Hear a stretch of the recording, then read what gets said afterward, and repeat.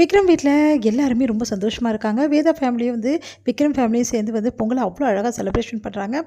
விக்ரம், வேதா பொங்கலோ பொங்கல் அப்படின்னு சொல்லிட்டு எல்லாருமே கத்தும்போது, அவங்களும் அழகா பொங்கல் பொங்குறத பார்த்து சந்தோஷப்பட்டுட்டு இருக்காங்க.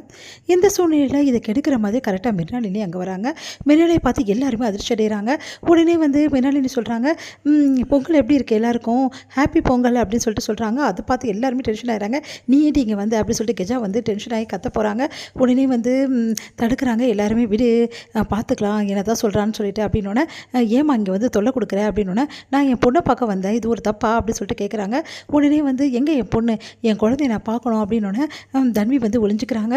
உடனே அவளுக்கே விருப்பம் இல்லை பார்க்குறதுக்கு, எதுக்காக இப்படி தொல்லை பண்ணுற அப்படின்னோடனே, என் குழந்தை என்கிட்ட எதுக்காக பிரிக்கிறீங்க, அம்மா பொண்ணு பிரிப்பீங்களா அப்படின்னு சொல்லிட்டு திட்டுறாங்க. உடனே என்னோட அம்மா கூட தான் நான் இருக்கேன், நான் ஒன்றும் வரமாட்டேன் அப்படின்னு சொல்லிட்டு தன்வி சொன்னதால் செமையாக டென்ஷன் ஆகிடுறாங்க மிர்னாலினி. அடுத்து அதான் சொல்லிட்டால, முதல்ல கிளம்ப வேண்டியதானே அப்படின்னு சொல்லிட்டு எல்லாரும் திட்டினோன்னே மிர்னாலினி செம்மையாக டென்ஷன் ஆகிருக்காங்க. உடனே அங்கே வராரு ஆதி பார்த்துட்டு, இதில் என்ன தப்பு இருக்குது, அவள் பொண்ணு அவள் பார்க்க வந்தா, ஓவராக தான் பண்ணுறீங்க அப்படின்ற மாதிரிலாம் பேசிகிட்டு இருக்காரு. உடனே விக்ரமுக்கு செமையாக கோவம் வருது. ஆதியை போட்டு திட்டுறாரு.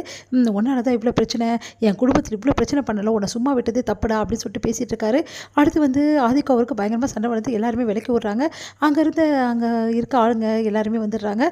வந்துட்டு என்னங்க இப்படி பண்ணுறீங்க, இவங்களெல்லாம் எதுக்கு யார் உள்ளே விட்டது அப்படின்னோடனே, இவங்க ஒன்றும் உங்கள் வீட்டுக்கு வரல, வேற ஒருத்தவங்க வீட்டுக்கு தான் வந்திருக்காங்க, அதனால் ஒன்றும் பண்ண முடியாது அப்படின்ற மாதிரி சொல்லிடுறாங்க. அதனால் விக்ரமுக்கு வேதாக்கு என்ன பண்ணுறதுன்னு தெரியாமல் தவிக்கிறாங்க. இந்த சூழ்நிலையில் நிறைய போட்டிகள்லாம் அங்கே நடக்கிறாங்க. அந்த போட்டிகள் எல்லாமே எல்லாருமே கலந்துக்கிறாங்க. அப்போ விக்ரம் வேதா ஒவ்வொரு போட்டியிலையுமே அவ்வளோ சூப்பராக பர்ஃபார்மன்ஸ் பண்ணி வெற்றி பெறாங்க. அடுத்து வேணும்னே மின்னால வெறுப்பேற்றதுக்காகவே விக்ரம் வேதாவும் ரொம்ப செம்மையாக பர்ஃபார்மன்ஸ்லாம் அழகாக பண்ணுறாங்க.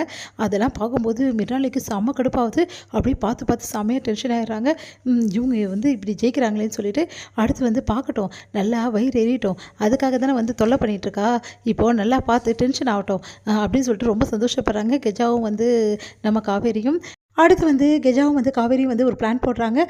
எப்படியாவது என்ன பண்ணணும்னா மிர்னாலினியை செம்மையாக வெறுப்பேற்றி விடணும் அப்படின்னு சொல்லிட்டு விக்ரம் வேதாக்கு நிறைய கொடுத்து எல்லாமே ஊட்டி விட சொல்கிறாங்க. அதுக்கப்புறம் அவங்க ரொமான்டிக்காக இருக்க மாதிரி நிறைய விஷயங்கள் பண்ணிகிட்ருக்காங்க. இதெல்லாம் பார்க்கும்போது மிர்னாலினி அப்படியே பார்த்து பார்த்து டென்ஷன் ஆகிடுறாங்க. அடுத்து ஆதி என்ன பண்ணுறாரு, வேணும்னே நந்தினியோட வீட்டுக்கார கைலாஷை பற்றி ரொம்ப மோசமாக பேசுகிறாரு.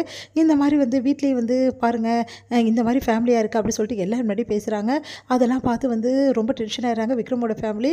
அடுத்து கொஞ்சம் நேரத்தில் கைலாஷ் அங்கே வந்துடுறாரு. பார்த்தோன்னே எல்லாம் அதிர்ச்சி, கைலாஷ் எப்படி இங்கே வர முடியும் அப்படின்னு சொல்லிட்டு ஆதியை டென்ஷனாக பார்த்துட்ருக்காரு. என்ன ஆதி, இவ்வளோ நாளாக நீ என்னை ஆட்டி வச்சல, இதுக்கப்புறம் இருக்கு உனக்கு, இதுக்கப்புறம் என் மாப்பிள்ளை தான் என்றைக்குமே ஜெயிப்பான், அவனுக்கு சப்போர்ட்டாக நான் நிற்பேன் அப்படின்ற மாதிரி சொல்கிறாரு. அதை கேட்டு ஆதியும் மிர்னாலினியும் செமையாக டென்ஷன் ஆகி அங்கேருந்து போயிடுறாங்க. அடுத்து கைலாஷை பார்த்துட்டு நந்தினி எதுவுமே பேச மாட்டேங்கிறாங்க. எல்லாம் சரியாயிடும்னு சொல்லிட்டு கைலாஷ் சமாதானப்படுத்துகிறாங்க. எல்லாரும் இதோட முடியுது.